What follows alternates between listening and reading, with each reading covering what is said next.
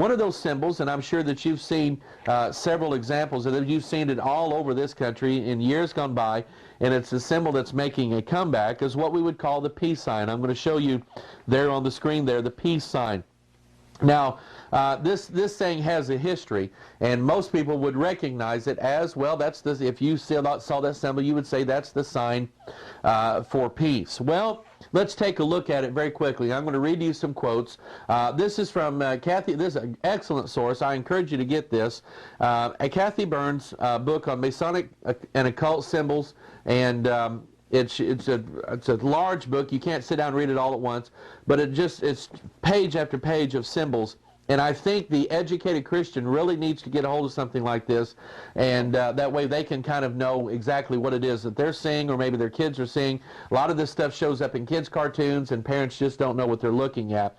But here's the research that she did, Kathy Burns, on the peace symbol. I'm going to read some quotes from her book.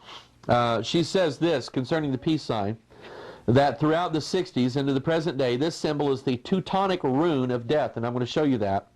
1950s peace advocate Gerald Holtom may have been commissioned by communist sympathizer Bertrand Russell to design a symbol to unite leftist peace marchers in 1958. That is about the time that that symbol came out.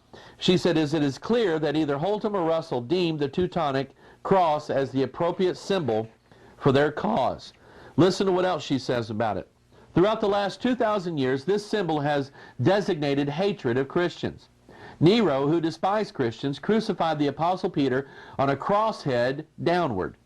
This hideous event resembled the Teutonic cross and became a popular pagan insignia of the day. Thereafter, this sign became known as the Neronic cross, or the cross of Nero.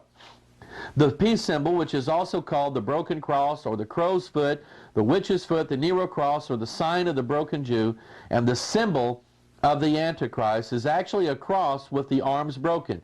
It also signifies the gesture of despair and the death of man.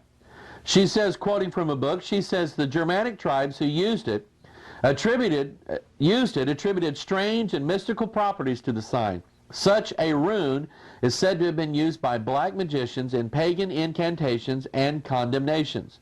To this very day, the inverted broken cross, identical to the socialist peace symbol, is known in Germany as the Todesrune, or death symbol, or death rune. Not only was it ordered by Hitler's National Socialists that it must appear on German death notices, but it was part of the official inscription prescribed for the gravestones of Nazi officers of the dread SS. The symbol suited Nazi emphasis on pagan mysticism. Now she has a quote from Anton LaVey, who was the head of the First Church of Satan. Here's what Anton LaVey said about this so-called peace symbol. He says, quote, it is an ancient and powerful symbol of Antichrist. During the Dark Ages, it was used in Druid witchcraft and by Satanists of all sorts during the initiation of a new member to their order. They would draw the magic circle and give the initiate a cross. The initiate would then lift the cross and turn it upside down. He would then renounce Christianity in all three dimensions of time, past, present, and future, and break the horizontal pieces downward, forming the design of the raven's foot. This ugly symbol is nothing short of blasphemy against the Holy Ghost. Now this is from Anton LaVey.